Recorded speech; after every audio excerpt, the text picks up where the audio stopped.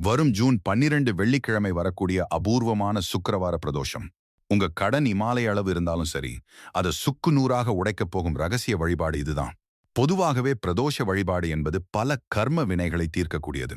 அதில் ஜூன் 12ஆம் தேதி பரணி நட்சத்திரமும் வெள்ளிக்கிழமையும் இணைந்து வரும் இந்த பிரதோஷம் மிகவும் அபூர்வமானது. அன்றைய தினம் ராமேஸ்வரம் பர்வதவர்த்தினி அம்மனுக்கும் சங்கரன் கோவில் கோமதி அம்மனுக்கும் சிறப்பு தரிசனங்கள் நடப்பதால் இது வெறும் சிவனுக்கான நாள் மட்டுமல்ல, அம்பாளும் இணைந்து நமக்கு இரட்டிப்பு பலன்களை அள்ளிக் கொடுக்க போகும் நாளாகும்.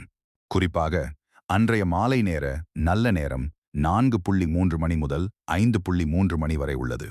பிரதோஷ வழிபாட்டிற்கும் இதே நேரம்தான் உச்சகட்ட சக்தி வாய்ந்தது.